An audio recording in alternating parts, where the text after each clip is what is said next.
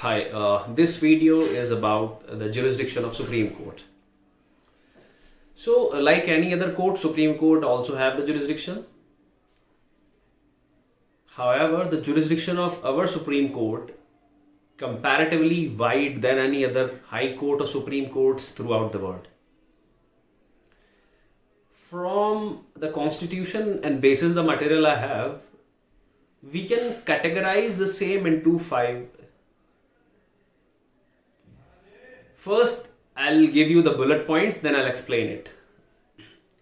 We have original jurisdiction,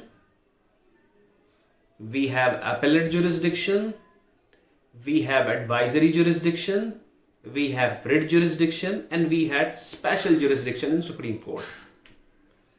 Special jurisdiction is a mixture of certain jurisdiction we'll take at the end of this video. Let's start on original jurisdiction. When we get through Article 131 of Constitution of India, it says Supreme Court has the original jurisdiction for the dispute concerning state to state governments, central and state governments one side and another state's other side. So more or less when there is a disruption between the states and central states, then Supreme Court has to decide it. That is the original jurisdiction of Supreme Court.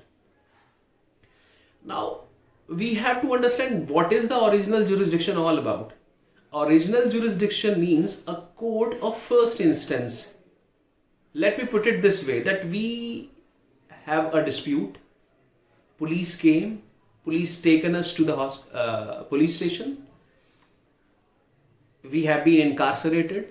Now our family have to file a bail application. That to be filed before the metropolitan magistrate who has the authority over that police station or the place.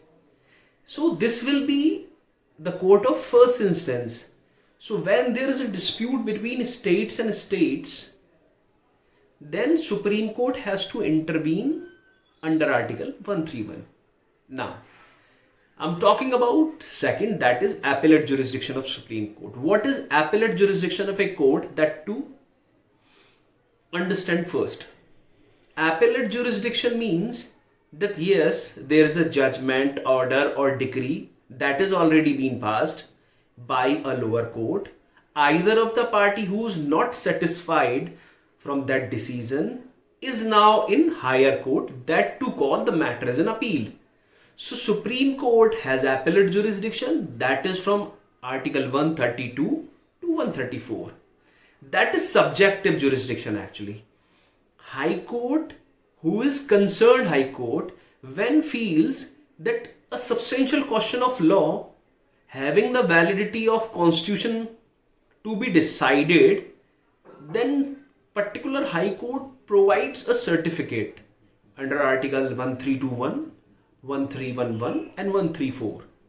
It means when High Court is of the view that Supreme Court has to decide a question of law or the validity of certain law, that to be decided by Supreme Court, then High Court provides a certificate basis what appeal be admitted. Though apart this appellate jurisdiction, Article 136 is a backdoor entry. Let's say I have a matter in High Court. I failed, but still I am afflicted of the judgment. High Court is not ready to provide the certificate. Now what to do? In order to have interest of justice, Supreme Court provides that yes, you can come with us, file a special leave petition. That is Article 136, backdoor entry I have mentioned.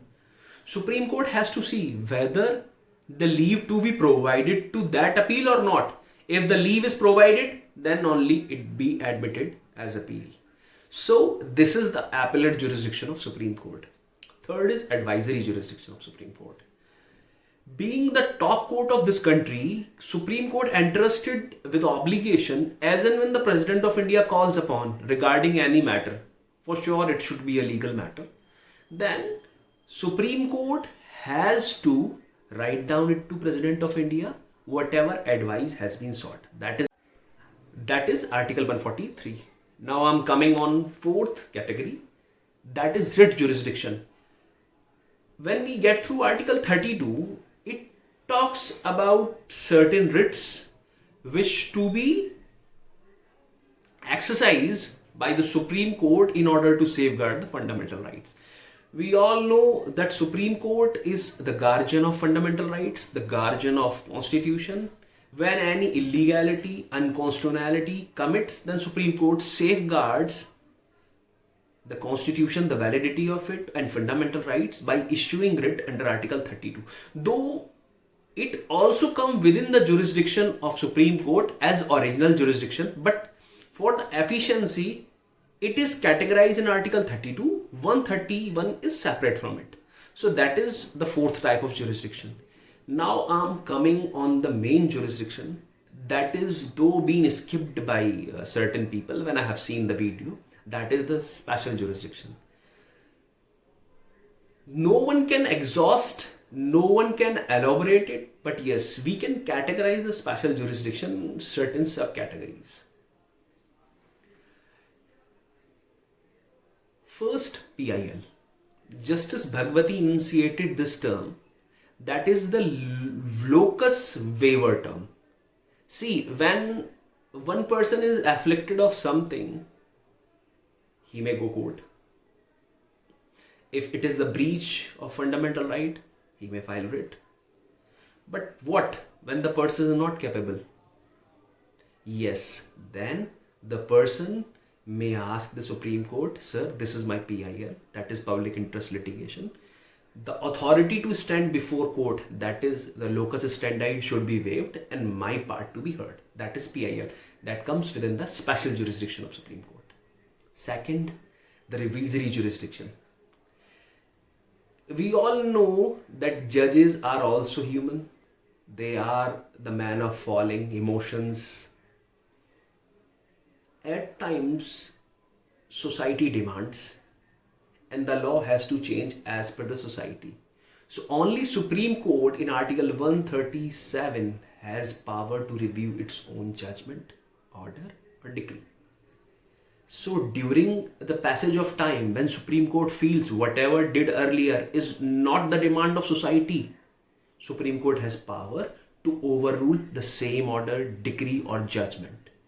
Like we have seen an article in section 1377, Supreme Court recently declared it unconstitutional because it was the need of society. Then Supreme Court has to do. So this is what Supreme Court can do in its revisional jurisdiction. Third special jurisdiction is the jurisdiction being court of record. When we get through Article 129, it says Supreme Court is the record court, the court of record, and has power to punish on contempt. Now we have to understand what is the court of record first. Court of records are courts which actually enunciated through constitution. Second, the data and record of them to be kept for perpetual memory, and whenever the same proceeding or data reproduced before any court, the evidentiary value of the same cannot be questioned. Moreover, these courts have power to adjudicate upon any proceeding, that is contempt proceeding, and to punish the contemptor. So third special jurisdiction is being on record court can punish a contemptor. Now coming on fourth, the judicial review. When we get through Article 13, it says all laws, be it post or pre-constitutional, that to be within the square of the Constitution. If something ultra violates, if something curtail fundamental rights, if something is which to an extent abridging the fundamental rights, then Supreme Court has power to declare it ultra vires in its judicial review. Apart that, there are certain other special powers Supreme Court has, like the matters of MRT Act, Excise Act, Income Tax Act, President and Vice President Election Act, which provides that the person is afflicted can directly approach to the Supreme Court. So, summing up the same, we can say the Supreme Court of our country is having very wide jurisdiction, and no other courts throughout the world have that such jurisdiction. Thank you for the video.